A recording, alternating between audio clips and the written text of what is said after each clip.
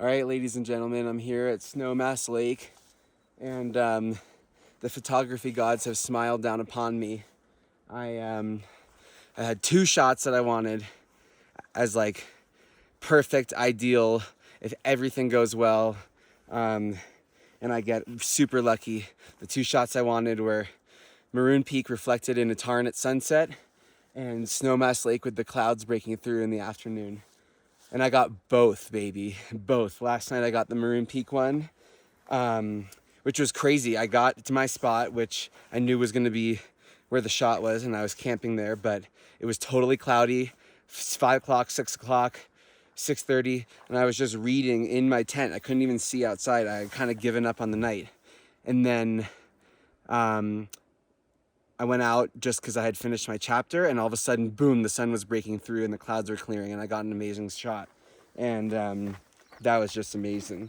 And so today, I got here to Snowmass Lake at about 3 or so, and I knew I didn't want to camp here because it's pretty crowded, and I can get a few miles more in today and just be able to get to the car sooner tomorrow if I keep going.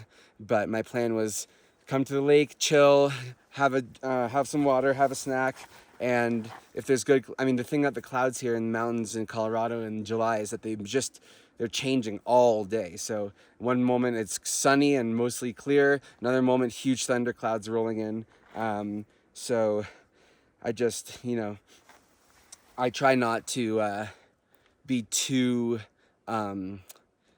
calculated and too narrow-minded with my photography. A lot of people, they plan and they get to the right spot at the right time and make sure the conditions are right if they're going to go, et cetera, et cetera. And I find that it's just really setting yourself up for emotional letdowns a lot, because sometimes nature just doesn't cooperate and the conditions change and whatever. So my attitude is just show up, see what happens, and hope for the best. And if you get those shots, great. And if you don't, you better expand your composition skills so that you can get beautiful shots of other things. And it doesn't just have to be the big lake with the, beautiful sun and the gold clouds at sunset, etc. But every now and then you get lucky, and you do get those. And it's much more exciting and rewarding when it's random and lucky rather than planned. So I just got my second one. I mean, look at this view here. Right now, the sun is not hitting Snowmass Peak there, but I just basically sat here for an hour and a half and waited while the clouds were rolling, and I took a bunch of different versions of the shot with the sun, percolating through the clouds in different holes, hitting these trees and a little bit, hitting the tundra up there a little bit, hitting the red peaks. So I got it. Super, super happy about it. And honestly, the main reason why I was prepared to spend 6 days out here is because you want to give yourself a lot of opportunities to be in these positions. But I'm 2 for 2. And I'm going to go home tomorrow because, it is not the main reason to come out here just to photograph and come home with some nice photos. The main reason is to, be in nature, smell the trees, breathe the fresh air, listen to the birds chirp, and also get in a great workout and be disconnected from your cell phone and from modern society, et cetera, et cetera. That is the main reason.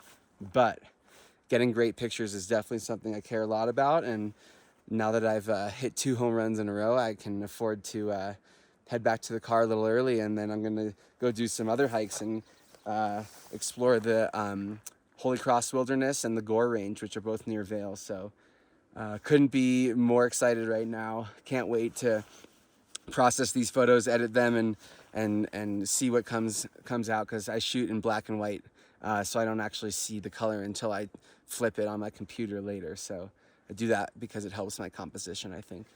So anyway, I'm gonna say goodbye to Snowmass Lake now and keep hiking a couple more miles and then find a place to camp. Pretty beautiful though.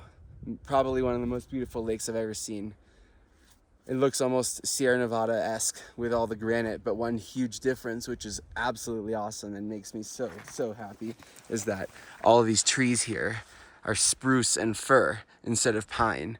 And don't get me wrong, the pine trees in the Sierra Nevada are great. They're actually the best in the world. But spruce and fir are just a little more, they're a little prettier. They are, they smell way better. They smell so good. And they've just got a delicateness to them that is really awesome. I mean, look, again, the sun is poking out again, hitting me, hitting the spruce trees on the corner there.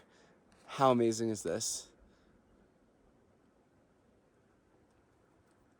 All right, that's it for here.